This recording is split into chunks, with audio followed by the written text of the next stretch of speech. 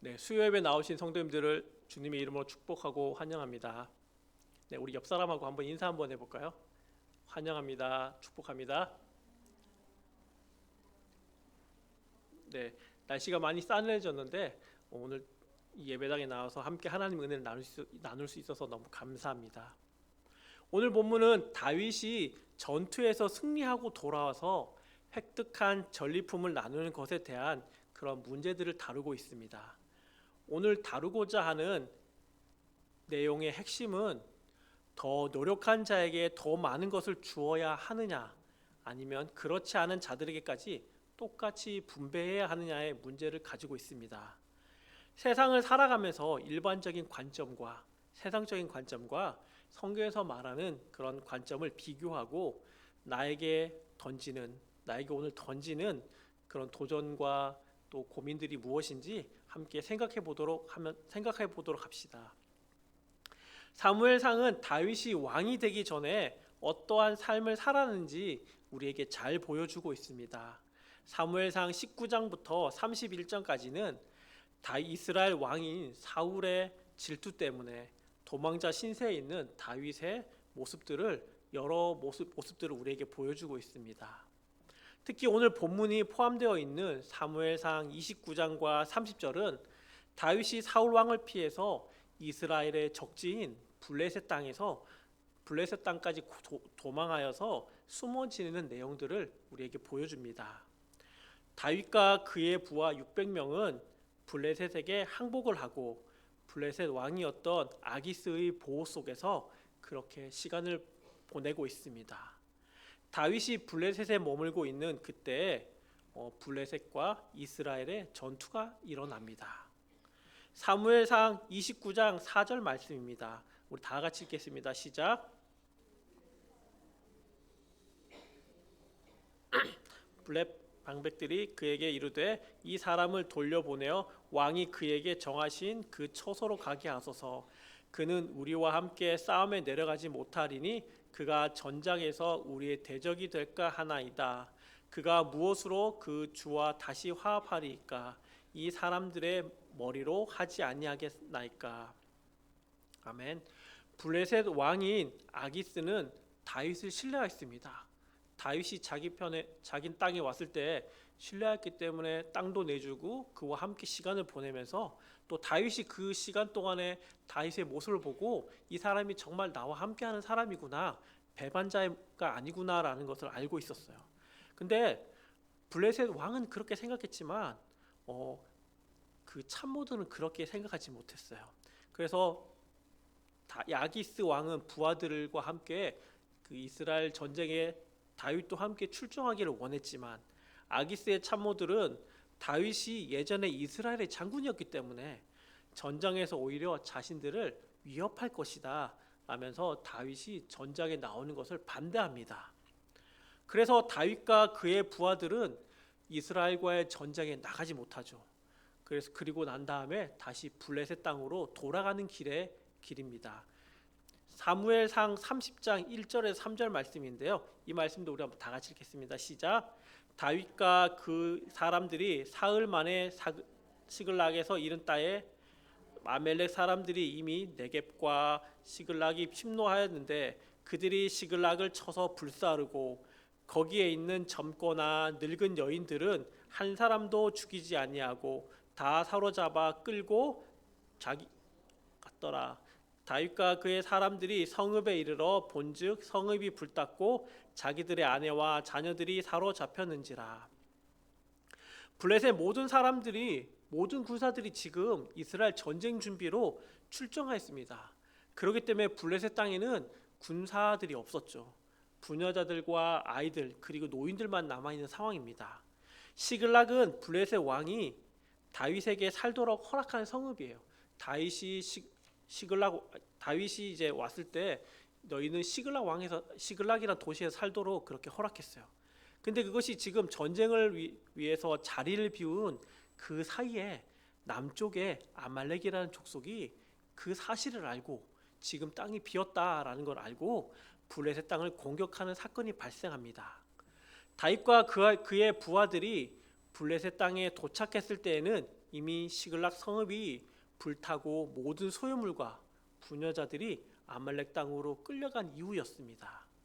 이에 대해 다윗과 그의 부하 600명은 아말렉과 전쟁을 일으키려고 합니다. 그런데 다윗과 그의 부하들이 전장으로 가는 그 길목에 부솔 시내 그곳에서 200명의 부하들이 육체적으로 탈진하고 피곤하여서 더 이상 전쟁이 함께 할 수 없게 됩니다. 그래서 결국 부솔 시내라는 곳에서 대기하게 하죠. 200명은 남아 있고 아직 건장하고 싸움을 할 수 있는 400명의 용사들만 데리고 아말렉과의 실질적인 전투를 하게 됩니다. 사무엘상 30장 19, 20절입니다. 제가 읽겠습니다. 그들이 약탈하였던 것 곧 무리의 자녀들이나 빼앗겼던 것은 크고 작은 것을 막론하고 아무것도 잃은 것이 없이 모두 다윗이 도로 찾아왔고 다윗이 또 양떼와 소떼를 다 되찾았더니 무리가 그 가축들을 앞에 몰고 가며 이르되 이는 다윗의 전리품이라 하였더라. 그렇게 400명이 아말렉과의 전쟁에서 어떻게 되었죠? 다윗의 대승입니다. 아말렉에게 빼앗겼던 재산과 자녀들 또 가축들 이런 것들을 다시 도로 되찾는 시간입니다. 오늘 본문은 이 사건 바로 직후에 다윗과 400명의 용사 그리고 부솔 시내에 남겨졌던 200명의 그 부하들 그들의 갈등 구조 속에서 일어난 이야기를 오늘 볼 수 있습니다. 오늘 말씀에서 첫 번째로 우리에게 주는 교훈은 우리의 노력의 결과물은 우리의 것이 아니라 하나님의 것이라는 사실입니다. 다시 말해서 모든 것이 하나님의 은혜라는 것을 오늘 우리에게 보여줍니다. 오늘 본문 22절 말씀입니다. 우리 한번 다 같이 읽겠습니다. 시작. 다윗과 함께 갔던 자들 가운데 악한 자와 불량배들이 다 이르되 그들이 우리와 함께 가지 아니하였은즉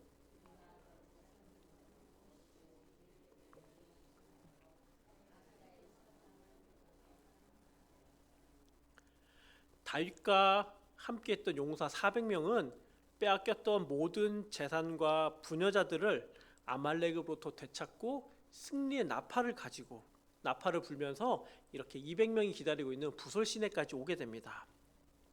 그때 400명 가운데 악한 자와 불량배들이 재산 분배의 시비를 걸었습니다. 여기서 말하는 사람은 악한 자와 불량배라는 건 진짜 악한 자 불량배라기보다는 마음의 이제 교만한 마음과 자기 중심적인 마음을 가진 사람들이라고 표현할 수 있을 것 같습니다. 그들의 주장에 의하면 전쟁에 수고하고 애쓴 사람은 400명이다. 우리 400명이니까 당연히 이 전리품, 전쟁에서 나오는 전리품은 우리 400명이 나눠 가져야 하고 200명은 전리품을 받을 수 있는 그 대상에서 제외시켜야 한다. 그리고 그들의 아내들만 데리고 돌아가는 것이 공평하다라고 여깁니다. 당시에는 전쟁에 승리한 자들이 전리품을 나눠 가짐으로써 전쟁에서 수고한 것에 대한 격려와 함께 사기를 높이는 그런 경우가 많았습니다. 이들이 하는 말이 무엇인가 터무니없어 보이는 그런 것을 요구하는 것이 아니라 당연한 논리고 당시의 보편적인 그런 요청입니다. 오늘날 자본주의의 사회 속에서 살아가는 우리들에게도 어쩌면 너무나 자연스러워 보이고 오히려 악한 자 불량배들의 논리가 더 옳고 더 바른 것으로 보입니다. 성도님들의 생각은 어떻습니까? 하지만 성경은 그것이 옳지 않다라고 이야기합니다. 즉 더 많이 수고한 사람이 더 많이 갖고 더 적게 노력한 사람은 더 적게 갖는 것이 옳지 않다라고 이야기합니다. 여러분의 기준으로서는 어떠합니까? 이것이 이해가 되십니까? 마태복음 20장 1절에서 7절 말씀입니다. 한번 다 같이 읽겠습니다. 시작. 천국은 마치 품꾼을 얻어 포도원에 들여보내려고 이른 아침에 나간 집 주인과 같으니 그가 하루 한 데나리온씩 품꾼들과 약속하여 포도원에 들여보내고 또 제3시에 나가보니 장터에 놀고 서 있는 사람들이 또 있는지라. 그들에게 이르되 너희가 포도원에 들어가라.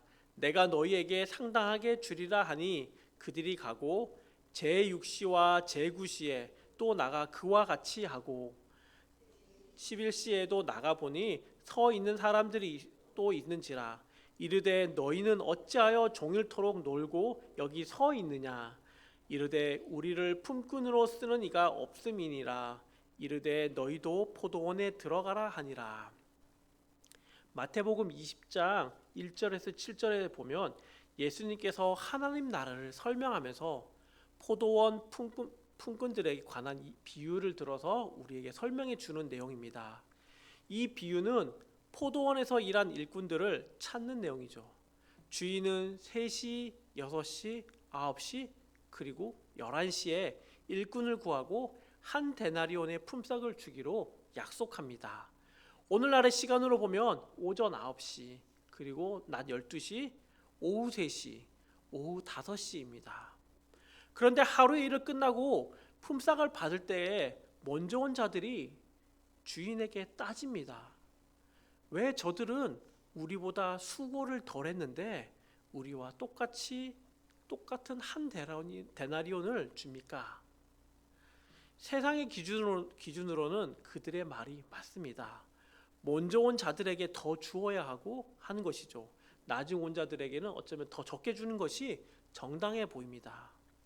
아침 9시에 나온 이들은 하루 종일 뜨거운 태양빛 아래서 열심히 땀을 흘려가면서 일했고 나중에 온 자는 어쩌면 시원한 5시, 오후 5시에 와서 조금 일하다가 6시에 금방 퇴근하니 얼마나 불공평하고 억울한 상황이 아니겠습니까? 1시간 일한 사람과 7시간, 8시간 그 이상 일한 사람이 같은 한 데나리온을 받는다면 그것이 여러분들에게는 어떻게 여겨지겠습니까? 그런데 그때 주인이 뭐라고 합니까? 마태복음 20장 14절입니다. 내 것이나 가지고 가라. 나중 온 이 사람에게 너와 같이 주는 것은 내 뜻이니라. 이거는 하나님께서 화가 나신 얘기가 아니라 하나님께서 화를 내신 얘기는 아닙니다. 얼핏 들으면 너무나 황당한 대답인 것 같습니다. 그러나 예수님의 대답은 뜻이 무엇인지 아십니까? 예수님이 말하고자 하는 의미는 바로 이것입니다. 우리가 얻은 결과물은 우리의 노력에 의해서 그렇게 얻어지는 것이 아니라 하나님으로부터 왔다고 하는 하나님의 주권을 인정하라는 것입니다. 즉 이 말은 우리가 보기에는 내가 100% 노력해서 어떤 결과를 얻었지만 그것은 100% 하나님이 나에게 주신 것이라는 그런 뜻입니다. 다시 말해 나의 노력과 잘남이 아닌 모든 것이 하나님의 은혜임을 말씀하는 것입니다. 다시 본문으로 돌아가서 보면 오늘 악한 자 불량배들이 그들이 주장하는 보상은 자신이 얻은 결과물에 자신의 노력이 들어갔다고 하는 자기 중심적인 삶, 자기 주권을 이야기하는 것입니다. 내가 전쟁에 나가서 목숨을 걸고 싸웠으니까 이 전리품을 받는 것은 당연하다. 200명은 어쩌면 다 부상자였겠지만 그늘에서 쉬고 있지 않았느냐. 그러니 이 400명이 받아야 될 그 품삯을 받는 전리품을 받는 것은 당연하다라고 이야기합니다. 바로 자기의 노력에 의한 이것은 내 것이라고 생각하는 그 원리 속에서 나오는 그들의 고백인 거죠. 여러분은 누구의 것입니까? 여러분의 삶의 결과물은 누구로부터 나왔습니까? 우리는 우리 삶 속에서 옆 사람이 어떻게 되거나 말거나 내가 이만큼 노력했으니까 내가 수고했으니까 그렇게 라고 하는 나의 자기 주관적인 자기 주권적인 사고에 사로잡혔을 때가 너무나 많습니다. 그러나 여러분이 아무리 노력했어도 모든 것이 하나님의 것이고 하나님의 은혜입니다. 하나님이 주시는 것이고 하나님이 나에게 그리고 여러분에게 우리에게 주시는 그런 은혜임을 우리는 분명히 깨닫고 고백하는 삶을 우리는 살아야겠습니다. 오늘 본문 30장 23절 말씀을 읽겠습니다. 우리 한번 다 같이 읽겠습니다. 시작. 다윗이 이르되 나의 형제들아 여호와께서 우리를 보호하시고 우리를 치러 온 그 군대를 우리 손에 넘기셨은즉 그가 우리에게 주신 것을 너희가 이같이 못하리라. 아멘. 23절에 보면 다윗이 악한 자 불량배들에게 하나님이 우리를 보호하시고 우리를 치러 온 그 군대를 우리 손에 넘기셨은즉 그가 우리에게 주신 것이라고 하면서 그들의 결과물이 하나님으로부터 온 것을 분명히 이야기합니다. 너희들이 애쓰고 수고해서 얻은 결과물이 아니라 하나님이 아말렉 족속을 우리에게 주신 것이다. 그래서 우리가 전쟁에 승리할 수 있는 것이고 너희가 창과 검을 잘 써서 그들을 이긴 것이 아니라고 분명하게 지금 이야기하고 있습니다. 오늘 본문은 이것을 우리에게 가르쳐 주고 있는데요. 내 삶의 결과물은 내가 아무리 노력했어도 하나님의 것이고 하나님으로부터 나온 것이다. 그리고 하나님의 전적인 은혜임을 우리는 인정하는 삶을 살라고 우리에게 지금 가르쳐 주고 있습니다. 오늘 말씀에서 두 번째 우리에게 주는 교훈은 첫 번째 것 모든 것이 하나님의 은혜, 하나님이 주신 것이라는 것을 우리가 분명히 인정하고 깨닫고 우리 삶 속에서 살아간다면 그럼 우리는 어떤 삶을 살아야 되는가에 대한 이야기입니다. 바로 두 번째 주는 교훈은 공동체 내에서 우리가 나눔과 사랑을 실천해야 한다는 것이죠. 앞에서 자신의 이익을 우선시했던 무리들을 성경은 악한 자 불량배라고 그렇게 이야기했습니다. 그러나 23절에 다윗은 그들을 무엇이라고 부르죠? 바로 형제들이라고 부릅니다. 즉 성경은 다윗과 함께 600명 모두가 한 공동체임을, 한 팀임을 우리에게 말해주고 있어요. 400명, 200명 또 다른 구분지어서 말하는 것이 아니라 600명 우리 모두가 한 공동체이다. 주님 안에서 한 공동체이고 다윗이 사랑하는 그런 군사들이라고 말합니다.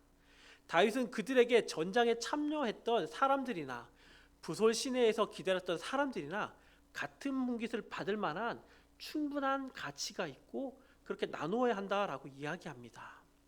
다윗의 이 말은 비록 나의 노력으로 내가 더 많은 분기, 더 많은 것을 받을 만하더라도 내 형제를 위해 기꺼이 내 분깃을 서로 나누어야 한다라고 하는 말입니다. 당연히 400명이 나누면 그 전리품이나 분깃을 더 많이 받는 것은 당연하죠. 600명이 나누게 되면 그만큼 적게 받는 것이 눈에 보이듯 불보듯 뻔한 사실입니다. 히브리서 13장 16절입니다. 오직 선을 행함과 서로 나누어 주기를 잊지 말라. 하나님은 이 같은 제사를 기뻐하시느니라. 오늘 본문에서 우리에게 도전하는 것은 공동체 내에서 나누는 삶을 살아야 한다는 것입니다. 모든 것이 하나님의 은혜라고 우리가 고백을 한다면 공동체 내에서 서로 나누고 또 서로 살피고 사랑하는 삶을 우리가 해야 된다는 것이죠.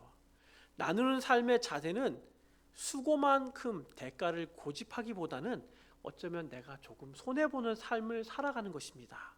내가 좀 포기하는 것을 말하는 것이죠.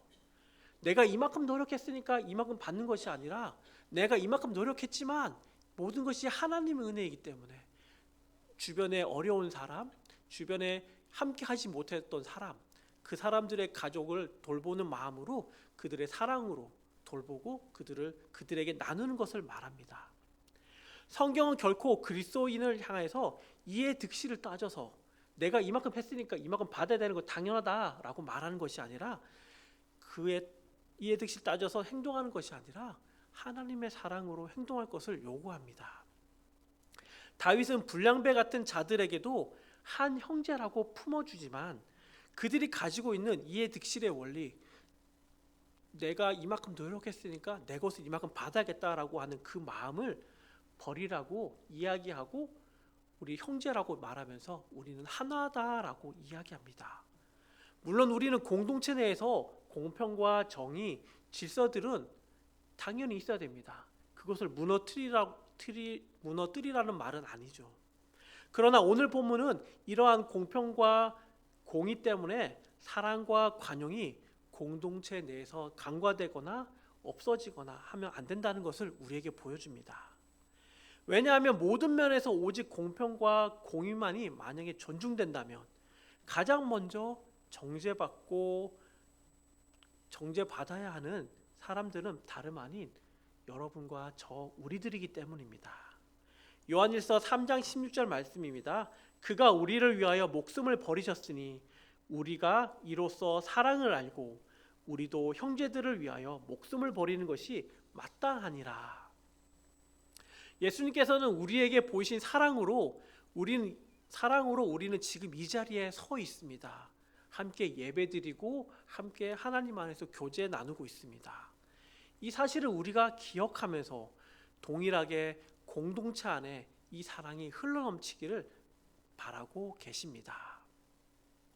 저는 오늘 본문을 묵상하면서 공의의 하나님보다는 사랑과 관용의 하나님, 거저 받았으니 거저 주라, 그렇게 하시는 하나님의 사랑과 나눔, 그런 하나님의 모습을 저는 보게 됩니다. 여러분에게 공동체는 무엇입니까? 세상의 질서처럼 수고하고 노력한 만큼 얻어가는 것이 공동체입니까? 물론 그렇게 생각하시는 분은 한 분도 없으실 것입니다. 적어도 오늘 본문에서 내가 원하는 만큼 얻어가지 못해도 나누는 것이 하나님의 사랑이요 질서라고 이야기하고 있습니다. 내가 생각하는 공동체가 무엇인지를 한번 생각해 보도록 합시다. 오늘은 전쟁의 전리품 분배에 관한 문제들을 통해서 우리의 신앙을 돌아보았습니다. 세상의 원칙과 질서는 수고하고 노력한 만큼 받는 것이다 라고 합니다. 내가 수고했으니까, 내가 무엇을 했으니까 점점 자기중심적인 내가의 사상에 많이 있는데, 그러나 오늘 말씀은 그렇지 않죠. 많이 수고한 자들이나 적게 수고한 자들이나 그 대가는 같다고 말합니다. 이 말씀을 통해 본 우리의 교훈들을 다시 한번 정리해 보도록 하겠습니다. 첫 번째는 우리의 노력의 결과물은 우리의 것이 아니라 하나님의 것이라는 사실입니다. 하나님의 모든 것이 하나님의 은혜라는 것이죠.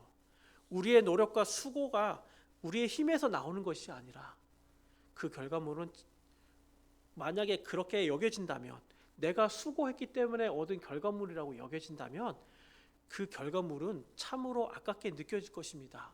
주변 사람들에게 나누기 어려워지고 이렇게 움켜쥐고 그런 점점 자기중심적인 삶을 살아가게 됩니다. 그러나 우리가 가진 모든 것이 바로 하나님께로부터 왔다, 그렇게 우리가 인정한다면, 하나님의 은혜라고 생각한다면 다른 사람과 같이 그 결과물을 공유하는 것은 아깝지가 않을 것입니다. 왜냐하면 하나님이 나에게 주신 은혜고 하나님이 나에게 주신 소유물이기 때문에 주변 사람들에게 나누는 것은 하나님의 은혜를 나누는 것이기 때문에 더 기쁨과 감사가 흘러넘치기 때문이죠. 모든 것이 하나님의 은혜라고 내가 고백하고 내 삶 가운데 그렇게 살아가게 된다면, 두 번째, 공동체의 득실의 이득을 따지기보다는 사랑과 나눔이 가득한 그걸 실천하는 공동체를 만들어갈 수 있게 됩니다. 물론 공동체 내에 공평과 공의가 분명히 필요합니다.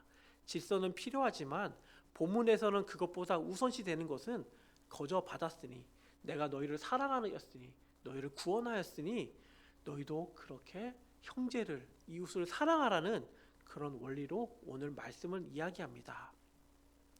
오늘 말씀을 통해서 모든 것이 하나님께서 우리에게 주신 은혜임을 우리 날마다 고백하는 우리 모두가 되길 간절히 바랍니다.